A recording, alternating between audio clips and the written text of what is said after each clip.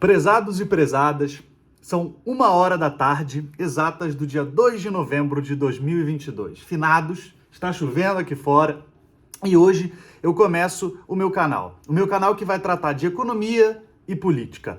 Muito prazer, o meu nome é Matheus Tomazetto e começa agora.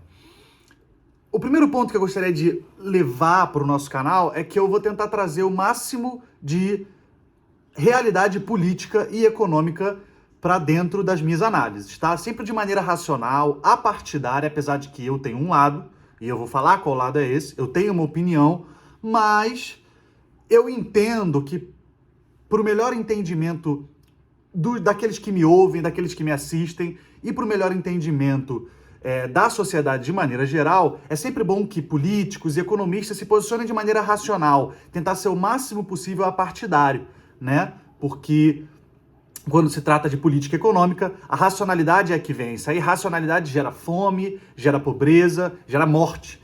Então é importante sempre ser racional e pensar antes do que falar, raciocinar à luz dos ensinamentos que nós temos sobre grandes economistas do passado, equações, experiências passadas, e isso vai nortear o que deve ser e o que não deve ser proposto, o que deve ser bom, o que deve ser considerado ruim. E assim a gente vai tocando o barco. Eu vou ter minhas opiniões também, eu vou deixar bem claro quando for minha opinião e quando eu estiver retratando notícia. E fique à vontade para discordar de mim, falar que eu errei em algum comentário, né? O canal está começando agora, então eu estou gravando aqui do meu celular, da minha casa, e dá para ver até o meu sofá aqui, a varanda. Então eu quero começar de maneira informal, como um piloto, só como uma forma, às vezes, de extravasar. Às vezes eu falo sozinho sobre esses pensamentos, então acho que é legal começar a computar isso. Vai que eu já dei muitas previsões certas que depois se concretizaram, então acho que agora faz sentido continuar a fazer isso, só que de maneira gravada, porque aí vai que eu acerto, vai que eu ganho uma aposta, né? E aí tá aí gravado, tá comprovado. Então é isso. Bom, dia 2, quarta-feira, domingo, foi dia de eleição, e Luiz Inácio Lula da Silva ganhou a eleição com pouco mais de 60 milhões de votos, né? Jair Bolsonaro ficou em segundo com 58 ponto alguma coisa, não me lembro exatamente os números, mas a diferença foi pequena, foi de 2 milhões de votos, de um espectro de 165 milhões, 2 milhões é uma margem pequena. A diferença entre os dois candidatos ficou em 1,8%, né? Foi a corrida mais acirrada, tanto em quantidade de votos, tanto em percentual da história, desde a redemocratização, né? Lula ficou com 50,9% e Bolsonaro com 49,10%, mostrando um país dividido, mostrando um país que precisa de reconciliação e estabilidade política para caminhar para frente, né? O Brasil vem aí há décadas de redemocratização e não consegue aprovar reformas, não consegue avançar em pontos importantes que precisa avançar, tem problemas estruturais que precisam de união para serem resolvidos, união do judiciário, do legislativo, do executivo. Não tem como o Brasil ficar se dividindo em dois Brasis, como o próprio Luiz Inácio Lula da Silva disse no discurso dele, quando se acomete os problemas que assolam a maior parte da população brasileira, né? Esse ano, o PIB está com uma previsão boa, o mercado estipula algo na casa de 2,76% de crescimento. Acho que é a segunda semana seguinte do Boletim Focus que sai essa previsão. Então, a previsão é positiva, mas na prática, a gente sabe que até agora, os últimos anos não foram positivos e os próximos, o cenário também não está muito legal, né? O PIB para o ano que vem está com estimativa de 0,63% de crescimento, o que não é nada, ainda mais levando em consideração que a previsão de inflação está passando dos 5%. Então o cenário é complicado, né? Exige muito slight touch na economia, não pode sair enfiando o dedo, senão pode vir problemas graves. O Brasil tem uma economia complexa, então dificilmente uma medida ou outra medida podem solucionar problemas de uma economia complexa, de uma economia que tem vários setores. Então a gente precisa de calma, unificação, pacificação, mas também das políticas democráticas. Então cabe à oposição questionar, cabe ao Ministério Público investigar caso haja, e provavelmente haverá um escândalo de corrupção, e a gente vai caminhando, assim. Só que se tiver uma proposta boa, e for boa para o Brasil, e eu achar, né, a minha opinião, for positiva a respeito daquele tema, daquela proposta do governo ou da oposição, que seja, eu vou me posicionar como a favor, e não importa de onde veio a proposta. Se for boa, eu vou dizer que ela é boa. Então, eu acho que isso é o ponto mais importante que a gente tem que levantar. Os caminhoneiros estão agora fazendo uma paralisação, né? Paralisando rodovias, e isso corta medicamento, oxigênio, comida de quem precisa. Não faz sentido o que está acontecendo hoje. Não tem muita lógica a movimentação dos caminhoneiros, sabe? Essa reivindicação, ela não tem por que acontecer. O próprio presidente Bolsonaro ontem se posicionou criticando, na maneira dele, né, de maneira sutil, os protestos, dizendo que a gente pode até se manifestar, mas nunca cercear o direito de ir e vir, como nas palavras dele é o que a esquerda faz. Então, isso está errado, né? A gente tem que entender que isso não vai beneficiar ninguém, vai prejudicar os próprios caminhoneiros, vai prejudicar as pessoas que precisam. E o mais engraçado é que os estados mais afetados são estados que votaram pelo Bolsonaro. São Paulo, Paraná, Santa Catarina, Rio de Janeiro. Não tem lógica nenhuma. Então eles estão afetando os próprios bolsonaristas. O estado mais afetado é Santa Catarina, 70% dos votos lá foram dados para o Bolsonaro. Então os caras estão prejudicando bolsonaristas porque o Bolsonaro não ganhou. Não tem muito fundamento fazer esse tipo de protesto do jeito que está acontecendo. Eu entendo que manifestação pacífica pode ser feita, críticas, mas assim, não há que se falar em golpe, não há que se falar em manifestação que possa cercear o direito de ir e vir, né? O próprio presidente Bolsonaro já autorizou o ministro Ciro Nogueira a iniciar a transição, deve começar a partir de amanhã, quinta-feira, quando o nome do Geraldo Alckmin for oficializado, como o gestor, né, o coordenador da transição. Então, não há que se falar em protestos de maneira que possam reverter o estado da eleição, o resultado da eleição. Acho que isso é um pouco infeliz do que está acontecendo hoje para o Brasil. É prejudicial a todo mundo, gera inflação, prejudica dados econômicos do próprio governo Bolsonaro.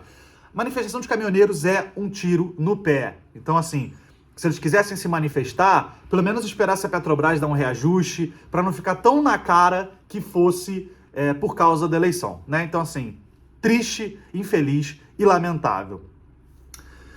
O Brasil tem vários problemas estruturais econômicos. A gente sabe que o Brasil precisa de uma reforma administrativa, a questão dos servidores é um problema, né? O jeito que está acontecendo hoje, você tem privilégios e servidores que tem poucas benesses, então existe muita desigualdade, principalmente quando você leva em consideração alto escalão e baixo escalão dos servidores públicos municipais, estaduais e federais. O Brasil tem contas públicas que estão fechando no vermelho, né? A situação está melhorando, mas ainda a gente fecha no vermelho, então cada ano o déficit público aumenta, principalmente muito por causa dos juros, né, dos títulos. E um dia eu posso fazer até um vídeo especial falando sobre como funciona essa questão de títulos e juros e a dívida da União, de maneira geral. Mas o Brasil tem esses problemas, né? A reforma da Previdência foi passada em 2019, ela deu um desafogo, mas não foi nada muito significativo, na verdade, e já é previsto, e foi previsto pelo próprio Paulo Guedes, que já teria que ser feita uma reforma de 10 a 15 anos após aquela primeira de 2019, já se passaram 3. Então, daqui a pouco, provavelmente já vai ter que ter uma nova reforma da Previdência para reestruturar de maneira estável o INSS.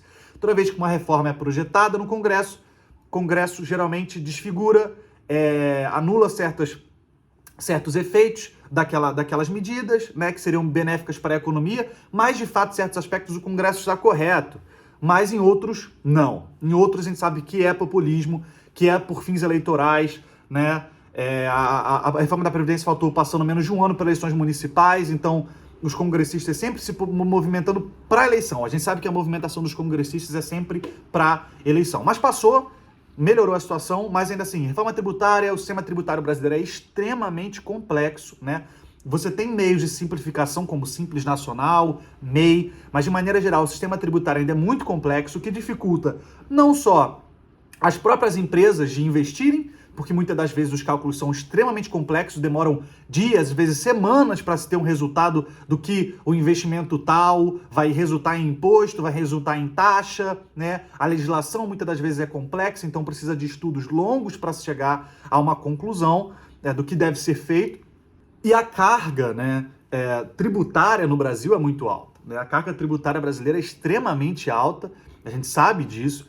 É muito maior do que a média nacional e muito maior do que a média internacional, muito maior do que a média da OCDE, que o Brasil está almejando entrar. Então, assim, a gente precisa de uma simplificação. Isso dificulta até a arrecadação do governo, né? Porque quando você tem vários impostos, as pessoas pagam errado, a Receita tem que ficar atrás de vários impostos diferentes, as secretarias de Fazenda do Estado, as secretarias de Fazenda do município, o Ministério da Economia. precisam ficar atrás de inúmeros tributos diferentes e muitas das vezes deixam passar, né? Deixam passar esses tributos que deveriam ter sido pagos, só que como o cálculo é muito complexo, são muitas variáveis, muitas das vezes os consumidores não pagam e isso passa desapercebido, né? Todo mundo sabe que muito provavelmente você já deve ter enviado aí uma declaração de imposto de renda que não estava perfeita, que não estava ideal e a Receita não falou nada. Se passaram 5 anos a Receita não falou nada. E isso acontece porque muitas das vezes deixam-se passar se forem erros cometidos pequenos, né? Porque não tem como a Receita ficar em cima de milhões e milhões de declaração de imposto de renda para ver se cada centavo está certo. Então isso é ruim até para a arrecadação federal. Então o Brasil também precisa de uma reforma tributária, né? O Brasil precisa resolver problemas logísticos. Nós tivemos durante o governo Bolsonaro o marco das ferrovias, que é muito positivo, vai auxiliar, talvez, quem sabe, reduzir o preço das commodities que o Brasil exporta, né? Hoje, a BR-163 é provavelmente o principal meio de transporte que leva lá da região norte, Mato Grosso do Sul ali, da região mais que produz mais questões commodities atreladas à pecuária e agricultura, para o Porto de Santos, e é uma BR que reduz muito o preço do custo exportado do material brasileiro. É por isso que um dos motivos do Brasil estar tão à frente, né, ser tão relevante no cenário internacional de exportação de bens de primeiro escalão é, de fato, a BR-163. A BR-163 tem um mérito muito importante, só que ela é uma BR, uma ferrovia custaria muito menos. Então, se uma BR já coloca a gente no topo, imagina uma ferrovia, o que uma ferrovia não poderia fazer. Os custos são muito menores, o transporte é muito mais rápido e evitaria, inclusive, acúmulo de poder político na mão de setores que controlam esse transporte, no caso, os caminhoneiros. Então, assim, toda vez que tiver reajuste no diesel, vai ter fechamento de rodovia? Pô, cara, não tem como ser assim. Não tem como ser assim. A Petrobras tem que reajustar diesel, o governo pode acabar aumentando a alíquota e vai ter que aguentar isso de outra maneira. Você pode se manifestar de maneira pacífica, mas você não pode travar o país, né? Você não pode ser responsável indiretamente por mortes porque você discorda de uma política econômica que aconteceu. Não funciona assim, né? Você tem que fazer de maneira racional e justa. Então, você reduzir o capital político dessas pessoas é importante também, né? Pulverizar o capital político é um princípio básico da democracia. Quando você pulveriza o poder entre diferentes pessoas, nenhuma delas vai conseguir dar um golpe ou destruir todas as outras pessoas em conjunto, tá? Esse é o primeiro vídeo falando do panorama geral. Eu vou fazer mais um vídeo daqui a pouco falando sobre a eleição do Lula, os desafios do próximo governo do PT, as questões do Congresso, um Congresso que está cada vez mais à direita, então é um Congresso muito mais liberal do que Lula pegou em 2002 e 2006, muito mais.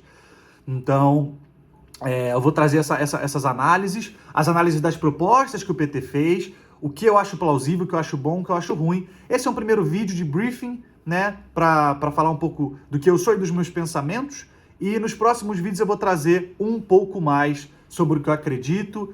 E, assim, de maneira geral, os vídeos têm alguma pauta, mas eu vou dissertando sobre os assuntos e isso vai provavelmente passar do tempo e eu vou ter que cortar porque eu não quero fazer vídeos muito longos. Tá perfeito? Então é isso. Muito obrigado aí a quem assistiu. Um grande abraço e até.